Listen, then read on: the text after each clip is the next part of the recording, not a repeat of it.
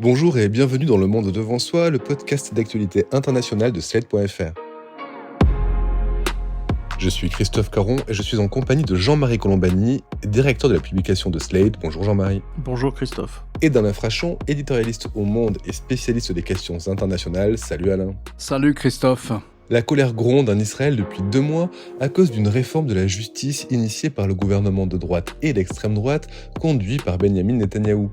Cette réforme prévoyait de limiter le pouvoir de la Cour suprême au profit du gouvernement, l'exécutif, et de la Knesset, le législatif. Mais la pression des oppositions a fait céder le Premier ministre et lundi soir, le gouvernement a décidé de reporter le projet au mois de juillet après une nuit de contestation consécutive au limogeage du ministre de la Défense, ministre qui avait osé de demander le gel du projet. Cet épisode de la vie politique israélienne est-il le symptôme de l'illibéralisation d'un pays qui a remis son destin aux mains d'une coalition unissant la droite traditionnelle, le Likoud, et l'extrême droite religieuse? Quel avenir pour cet îlot démocratique au Moyen-Orient? Et dans quel état se trouve actuellement la société israélienne? Pour en parler, nous accueillons aujourd'hui l'ancien ambassadeur d'Israël en France au téléphone, Eli Barnavi. Bonjour monsieur. Bonjour. Eli Barnavi, vous êtes actuellement à Tel Aviv. Est-ce que le report de la réforme de la justice a permis d'apaiser les contestations et surtout les inquiétudes de la société israélienne? La contestation, oui, un petit peu, quoique pas entièrement, l'inquiétude, sûrement pas. C'est-à-dire, nous sommes tous conscients du fait que c'est pour Netanyahou, c'est genre, c'est notre reculer pour nous sauter. Il n'a pas renoncé à cette soi-disant réforme et on va la voir sous une forme ou sous une autre. Je ne sais pas quand, mais la bataille, en fait, va se poursuivre. Il faut dire qu'il y a aussi une tentative de négociation entre différentes forces politiques du pays, chez le président de l'État, sponsorisé par le président de l'État, avec les représentants de l'opposition et de la coalition, lesquelles tentatives, lesquelles négociations, probablement n'aboutiront rien. Parce qu'en fait, tout cet exercice est un peu futile. Il n'y a pas de compromis possible. C'est-à-dire, on parle de compromis, mais il ne s'agit pas de savoir si on va porter l'âge de la retraite à 63 ans ou à 67 ans. Ça, c'est un compromis. Il s'agit de savoir si on veut continuer à vivre dans un régime démocratique ou pas. Et là-dessus, il n'y a pas de compromis possible. On peut ajuster des choses dans le système judiciaire, mais ce n'est pas de ça qu'il s'agit. Donc, je suis très sceptique sur la capacité des représentants des forces politiques à s'entendre sur quelque projet cohérent que ce soit. Et donc, il faut s'attendre à la poursuite des manifestations, de la pression, avec une issue évidemment incertaine. Oui, car la question qui se pose là, c'est la nature démocratique du régime israélien. Mais avant de revenir sur cette question, Eli Barnavi, Alain, pourriez-vous nous expliquer le cœur de cette réforme, nous dire ce qu'elle contient et pourquoi elle pose tant de problèmes à la société israélienne? Il y a depuis novembre et décembre un nouveau gouvernement en Israël, une nouvelle coalition gouvernementale qui succède à une coalition de droite, centre-droit, qui rassemblait plusieurs forces politiques du pays, mais qui tenait à l'écart les plus extrémistes, à la fois religieux, ultra-orthodoxes religieux, et ultra-nationalistes. La nouvelle coalition qu'a formée Benyamin Netanyahou, qu'il a été contraint de former en fait, parce qu'il n'arrivait pas à travailler avec les autres forces politique, cette nouvelle coalition intègre les extrêmes des extrêmes du spectre politique israélien. Vous savez, Israël a un système d'élection, un mode de scrutin à la proportionnelle intégrale, je crois. Et donc, vous avez des extrémistes et Netanyahou a besoin d'eux pour gouverner. Ensuite, cet homme qui a été à peu près 15 ans chef du gouvernement, c'est-à-dire plus longtemps que le fondateur de l'État, Ben Gurion, cet homme est poursuivi par la justice. Il est poursuivi pour des chefs d'inculpation qui sont plus ou moins graves, corruption, fraude financière, abus de confiance. Je dis plus ou moins grave parce qu'ils sont de nature assez différente. Certains de ces chefs d'inculpation sont mineurs, d'autres sont peut-être plus importants. Et donc il a besoin, pour fuir les juges, de retourner au gouvernement. Alors retourner au gouvernement avec ces forces extrémistes, lesquelles ont un programme. Pour les uns, c'est d'imposer à la société israélienne une forme de judaïsme ultra-orthodoxe, fondamentaliste. Et pour les autres, pour les ultranationalistes, c'est d'annexer le territoire palestinien de Cisjordanie, grosso modo. Sauf que, dans un cas comme dans l'autre, ils vont se heurter à la Cour suprême. En Israël, il n'y a pas de constitution, il y a ce qui serait l'équivalent de loi organique chez chez nous de loi constitutionnelle, un peu comme en Grande-Bretagne. Il n'y a pas de chambre haute non plus, de Sénat, qui sorte une sorte de législateur plus sage et plus prudent que la chambre basse. Et donc c'est la Cour suprême qui est la garante de ces lois constitutionnelles qui ont été votées au fil des années qui passent, au fil de l'existence de l'État d'Israël. Alors la loi, le projet de loi, plus exactement, consiste d'abord à confier au gouvernement la nomination des juges et de gérer la carrière des juges. Alors vous me direz, aux États-Unis aussi, c'est le président qui nomme les juges à la Cour suprême, sauf qu'en fait, c'est une codécision avec le Sénat. Il lui faut une majorité au Sénat pour pouvoir désigner un juge suprême au président des États-Unis. Et j'ai eu plusieurs fois l'occasion d'assister à un président qui n'arrivait pas à faire nommer son candidat. Et non seulement il y a comme ça une sorte de prise en main par le pouvoir politique de la domination des juges, mais il y a aussi une volonté d'être en capacité d'annuler certaines des décisions de la Cour. C'est-à-dire que s'il y a une voix de majorité de l'Assemblée nationale, la Knesset, on peut annuler une décision de la Cour suprême. Autrement dit, on remet à une majorité politique de circonstance le soin de veiller à l'état de droit. Et là, on n'est plus, justement, dans un état de droit, et c'est ça qui a mobilisé une énorme partie de la société civile israélienne. Oui, Jean-Marie, parce que finalement, cette réforme donnerait plus de pouvoir à l'exécutif et au législatif au détriment du judiciaire, ce qui entamerait la notion de séparation de pouvoir, d'équilibre des pouvoirs, qui est à la base des démocraties libérales. Oui, c'est intéressant de voir d'ailleurs que les processus sont toujours les mêmes. Si vous regardez la Hongrie, la façon dont elle a évolué vers un régime autoritaire, ça passe toujours par une mise au pas de la justice. En Pologne, les nationalistes qui sont actuellement au pouvoir ont fait le même chemin et on voit le même chemin emprunté en Israël. Mais ce que je voudrais demander à Elie Barnavi, c'est qu'est-ce qui vous a convaincu, vous et tous ceux qui manifestaient ou contestaient, que l'identité même d'Israël était en jeu dans ce processus ? Oui, du moins l'identité d'Israël en tant qu'État démocratique. Puisque, comme vous l'avez bien tous dit, il s'agit tout simplement de détruire le système de la séparation du pouvoir. C'est que depuis le XVIIIe siècle, nous savons, et c'est la commission même d'une démocratie libérale. Si on n'y a plus ça, comme Alain l'a fait bien expliquer, nous n'avons rien d'autre ici que la Cour suprême, qui est un organe avec ses faiblesses, évidemment, mais c'est le seul qui garantisse les libertés fondamentales des citoyens. Et ça, les gens l'ont ressenti très profondément, et d'où cette action qui a étonné tous les observateurs. D'abord le Premier ministre et ses acolytes, mais même moi-même, je n'imaginais pas la puissance de cette action, ce qui était quand même un peu particulier parce qu'on n'a pas eu ça. On a eu en Pologne, on a eu des manifestations en Hongrie encore moins, mais on n'a jamais vu un mouvement aussi puissant. Et là, si vous me permettez, c'est un cas particulier, je crois, dans la mesure où tous les régimes illibéraux qui ont réussi à s'incruster au pouvoir ont réussi à diviser tant soit peu les élites. Ils ont réussi à avoir avec eux de la communauté des affaires, quelques intellectuels. Enfin, bref, ils n'ont jamais eu devant eux l'ensemble des forces vives et des élites de la nation. C'est ce qui se passe ici. C'est ça qui rend la tâche de Netanyahou aussi compliquée et qui l'a obligé à reculer. Et parmi ces élites qui se sont manifestées de manière unanime, il y en a deux qui sont essentiels à la suivi du système politique et économique israélien. Ce sont les hautes technologies, et ça, c'est quand même le moteur de l'économie israélienne. Ils ne comptent que pour 8 à 9% de la force de travail de ce pays, mais ils sont responsables de 40% des exportations. Et l'autre, et c'est plus grave encore pour le pays, ce sont les forces de réserve de l'armée. Or, l'armée israélienne est une armée de réservistes. Les forces régulières ne suffisent pas à assurer la défense de ce pays. Et là, plus vous montez dans la hiérarchie d'importance, si vous voulez, de la force militaire, et plus la mobilisation de la réforme était forte. Alors, ce sont des réservistes, c'est-à-dire ce sont des civils, pour la plupart des volontaires.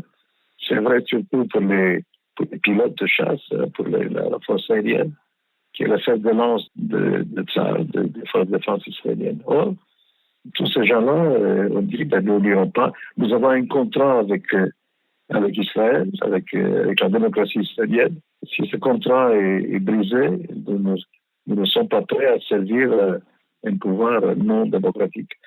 Et c'est vrai aussi pour la police, d'ailleurs, pour la hiérarchie de la police. Le haut commissaire s'est exprimé dans ce sens.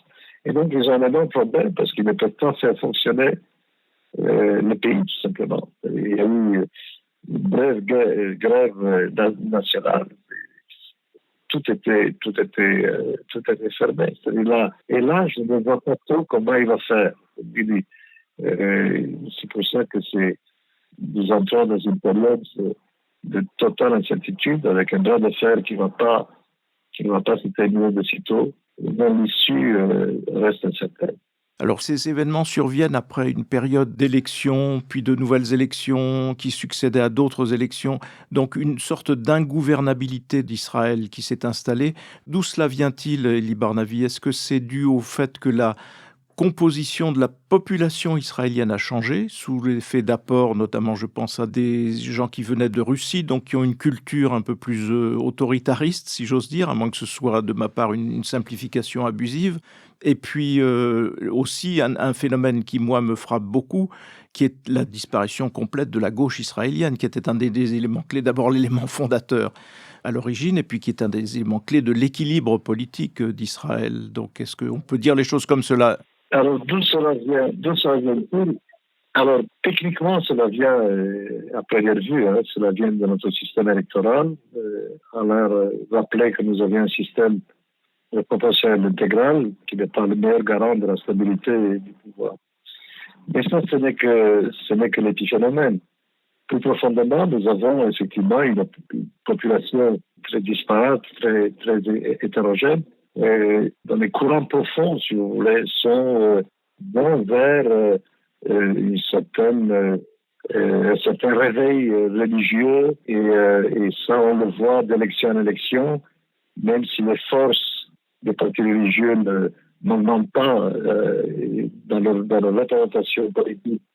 Mais on sent qu'ils sont quand même toujours là. C'est un bloc compact. Ajouter à cela un troisième phénomène qui est, à mes yeux, extrêmement important, c'est l'occupation des territoires, l'occupation qui dure depuis plus d'un demi-siècle et qui a fini par peser sur ce qui se passe là-bas, au-delà de la ligne verte, a fini par peser sur ce qui se passe en dessous de la ligne verte, c'est sur le territoire souverain d'Israël. En fait, le pays, la droite, est gouvernée largement par les représentants des colons. Et là, c'est tout ce que vous voyez, les phénomènes que vous voyez aujourd'hui, c'est pas l'extrême droite religieuse, messianique, tout ça n'aurait pas existé s'il n'y avait pas de territoire. Et c'est une conjonction de facteurs politiques, démographiques et idéologiques qui fait que là, ce n'est pas tellement la gauche qui a évolué, c'est la droite qui a évolué. C'est la droite de gouvernement, enfin le Likoud est devenu lui-même un parti d'extrême droite. Il y a eu une espèce de trempisation, si vous voulez, du Likoud. C'est exactement le même phénomène qu'on a eu avec les républicains aux États-Unis. Et la droite du Likoud est en fait la même, si vous voulez. Il n'y a plus de distinction entre ces gens-là et l'extrême droite religieuse messianique. Donc un bloc qui est antidémocratique par idéologie, si vous voulez, qui refuse l'idéologie comme système étranger au judaïsme. Et la gauche, vous avez raison de dire, elle a disparu, enfin elle a disparu dans son expression politique. Ce sont les partis de gauche qui se sont effondrés. Pour une part, le même phénomène que vous avez un peu partout dans le monde démocratique, c'est la crise de la social-démocratie. Mais pour une autre, des raisons proprement locales, israéliennes, c'est que la social-démocratie israélienne, le Parti travailliste notamment, n'a pas su relever ce défi-là. Ils se sont laissés entraîner par timidité, par incapacité à concevoir les défis les plus importants de cette société, par une espèce de fatigue idéologique. C'est le service traditionnel qui s'est épuisé parce qu'il a réussi. des idéologies qui réussissent se vident de leur substance. Il ne reste pratiquement rien de ce sionisme-là. Et donc, ils ont évité ce vide idéologique, a évité le néo-sionisme messianique, plein d'énergie, de foi, d'enthousiasme, de violence, qui a occupé le terrain. Et tout cela nous vient des territoires occupés. Et donc, on va dire le mainstream, le courant auquel je m'attache, en fait, toute cette classe moyenne israélienne, ont compris cela. Ils se sont réveillés parce qu'ils ont senti qu'il y avait péril à la demeure. Et ce que nous voyons là, c'est pas tellement l'éveil des partis de gauche ou du centre-gauche, mais c'est l'éveil de la masse. Parce que la gauche et le centre-gauche n'ont pas disparu, ils se sont endormis. Et là, ils se réveillent et on attend voir quelle forme d'organisation politique ils vont pouvoir créer. Parce qu'évidemment, seule l'agitation populaire ne fera pas le travail, nous le savons ça. On a besoin d'une expression politique très forte. Il y a une énorme énergie, un énorme talent d'organisation, des individus formidables. Ce qu'on a réussi à faire depuis le début de ces manifestations, depuis janvier, est remarquable. Encore faut-il voir comment tout cela va se transformer en force politique, en monnaie politique sur notre trébuchante, si vous voulez. Et on n'y est pas encore. Alors vous avez dit combien cette mobilisation était inédite par son ampleur et par la qualité des gens qui se mobilisent, que ce soit la high-tech, que ce soit l'armée. Il y a un réveil, ce réveil dont vous parlez de la société civile israélienne, mais y a-t-il des leaders, y a-t-il des personnalités pour incarner ce réveil-là? Est-ce qu'il y a des gens pour porter cette parole politiquement en face de Benjamin Netanyahou? Alors, c'est tout le pari. Je l'ai dit, il y a des individus absolument formidables qu'on découvre à la faveur de cet extraordinaire éveil démocratique. Mais encore faut-il qu'ils puissent, qu'ils veuillent d'abord faire de la politique. Et s'ils le veulent, s'ils sont en mesure de trouver des mesures politiques pour les accueillir. Et ça, c'est la grande question. On a connu un mouvement comme ça en 2011, un énorme mouvement économique, celui-là, contre la vie chère, 1 million de gens dans les rues, formidable explosion. Et l'Italien a réussi à endormir ces gens-là avec la création d'une commission, et finalement, ça n'a rien donné. Et je me souviens avoir débattu avec les chefs des jeunes, les chefs de ce mouvement, qui se voulaient apolitiques. Moi, quand j'entends apolitique, je sais qu'on court à l'échec. Rien n'est apolitique. Je l'ai dit, si vous ne transformez pas ça en mouvement politique, vous êtes mort. Effectivement, ils ont voulu ratisser large, ils n'ont pas voulu faire de politique, ils n'ont pas. Et comme ils n'ont pas voulu faire de politique, la politique les a rattrapés. Et Netanyahu, qui lui sait faire de la politique, les a étouffés. Alors, est-ce qu'on risque la même chose maintenant? Probablement pas, parce que l'enjeu est quand même beaucoup plus grand, beaucoup plus profond, beaucoup plus menaçant que le prix d'une boîte de cottage. C'était ça, à l'époque, le symbole. C'est-à-dire combien doit coûter une boîte de fromage cottage. Là, il s'agit de l'art démocratique de ce pays. Et je pense que ça, de cet point de vue-là, on est assuré d'avoir une continuation de l'agitation des rues. Encore une fois, l'agitation des rues ne suffit pas pour créer de la force politique. C'est toute la question est là. Alain, ce projet de réforme a suscité de grandes réserves du côté des États-Unis. Joe Biden a d'ailleurs rappelé à l'ordre Benjamin Netanyahou. Est-ce que pour autant, les relations entre Washington et Tel Aviv en sont dégradées? Et de manière plus générale, où en est Israël sur le plan des relations avec ses alliés et avec le reste du monde? Je pense qu'Israël a rarement été aussi peu isolé sur la scène internationale. Nous avons connu, Jean-Marie et moi, et bien sûr Élie, des moments où Israël était beaucoup plus isolé, notamment pendant la guerre froide. Donc Israël a des relations substantielles, structurelles presque, je dirais, avec les États-Unis. Je ne vois pas que cela change, parce que ça, c'est la majorité américaine entend rester alliée et protecteur d'Israël. Alors ça passe par des moments difficiles, par des moments conflictuels, c'est probablement le cas en ce moment. Et je pense que l'intervention répétée de Biden est extrêmement pensée, c'est-à-dire qu'il voulait d'une certaine manière donner des arguments à Benjamin Netanyahou face aux extrémistes. Il voulait mettre Netanyahou en position de dire aux extrémistes « Vous voyez, même notre allié américain risque de nous lâcher. Donc, faisons un report de ce projet de loi. » Mais les relations sont bonnes aussi avec la Russie de Vladimir Poutine, et ça date d'avant avec la Russie de Boris Yeltsin aussi. Ce sont des relations économiques et humaines assez denses. Elles sont bonnes avec la Chine de Xi Jinping. L'investissement chinois dans la haute technologie israélienne est important. Je crois qu'il y a aussi une ouverture, un appel de marché pour agrandir le port de Haïfa, dans la baie de Haïfa, au nord de Tel Aviv, et je crois que les Chinois sont en mesure d'emporter une partie de ce marché. Elles sont bonnes avec l'Union européenne, qui a un traité de libre-échange avec Israël. Les débouchés de la nouvelle technologie israélienne, c'est le marché commun, c'est le marché européen pour beaucoup. Et donc c'est important pour Israël, et l'Union européenne ne pose pas de questions gênantes non plus à Israël. Et donc, vous voyez, sans compter l'Asie centrale, il suffit d'aller regarder le tableau des arrivées et des départs d'avions à l'aéroport de Tel Aviv pour voir qu'Israël n'a rien d'un pays isolé, ni boycotté par la communauté internationale. En un sens, la question palestinienne, l'état de la question palestinienne ne détermine pas ou plus la diplomatie israélienne, qui est un succès d'ailleurs dont il faut reconnaître que c'est aussi en partie dû, je dis, à Benjamin Netanyahou qui a su le faire. Donc je ne vois pas d'isolement, non. Je vois des relations qui peuvent être compliquées avec les États-Unis, et là c'est la faute de Benjamin Netanyahou parce qu'il a rompu quelque chose d'essentiel.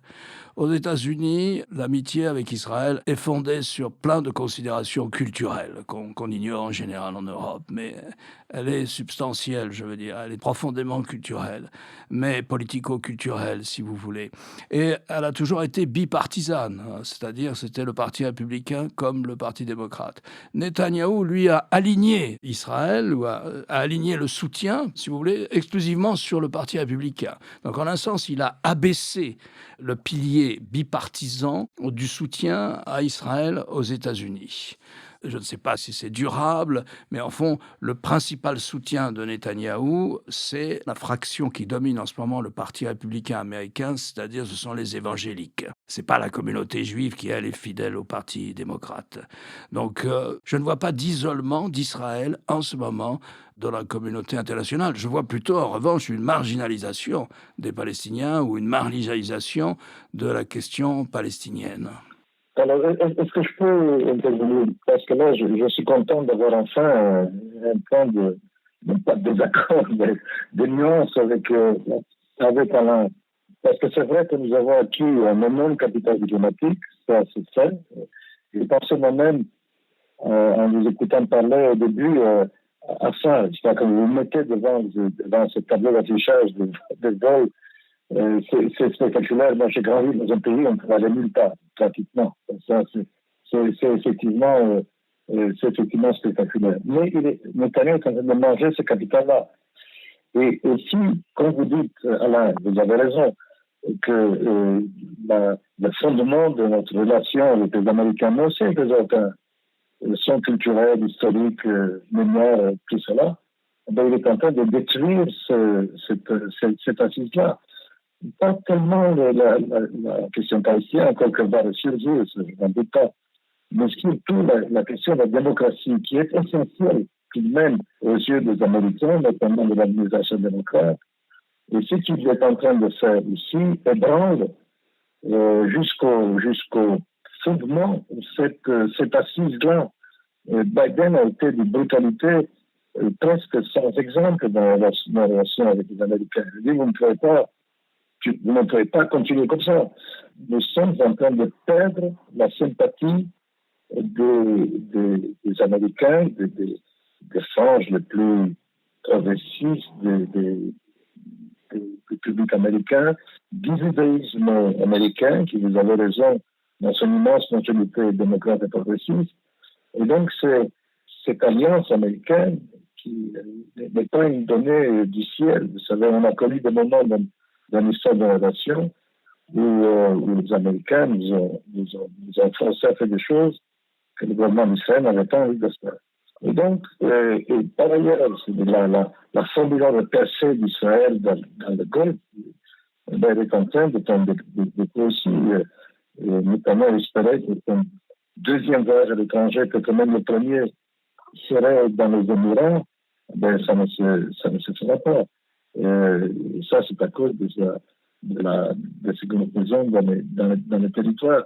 Rien n'est donné, si vous voulez. Et là, Israël est une puissance, elle boxe au-dessus de sa catégorie, mais il n'est pas impossible qu'on nous ramène à la véritable dimension si nous continuons comme ça. C'est d'un côté mettre en mal la démocratie israélienne et de l'autre côté faire n'importe quoi dans le territoire. Et si on laisse faire les Benvir et les Smotrich, on n'a encore rien vu. C'est-à-dire, et là, je ne pense pas que ça restera sans réaction. Alors, Netanyahu est en quelque sorte pris dans une tenaille. D'un côté, le soulèvement populaire contre la tentative de coup d'État judiciaire, et de l'autre, un étranger démocratique qui est de plus en plus impatient. Partout où il va, il est attiré par des manifestations et morigéné par ses autres. C'est-à-dire, ça fait très mal. Ça a commencé par la visite à Paris. Il est allé voir le président de la République française qui a dit des choses très pénibles dans son tête-à-tête, qu'il a eu ensuite pression à se fuiter dans la presse, dans votre journal, dans le monde.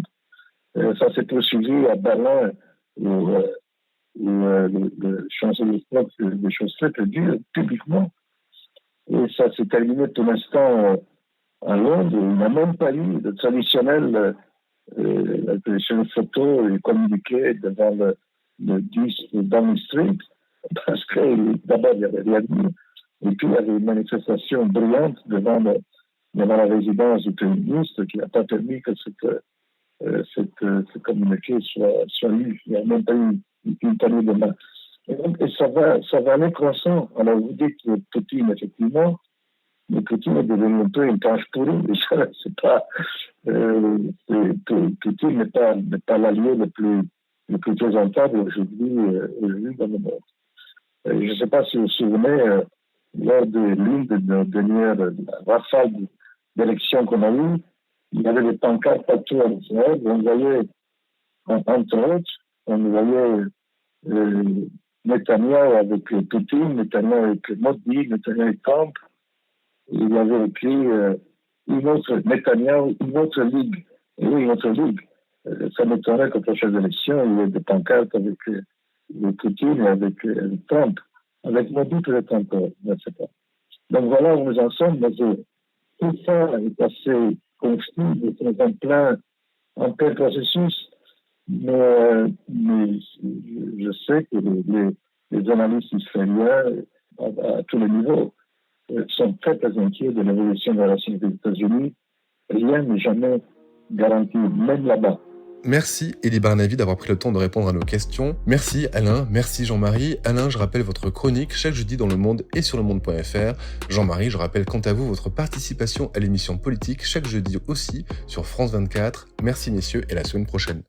Au revoir Christophe. Au revoir Christophe. Merci à vous. Au revoir.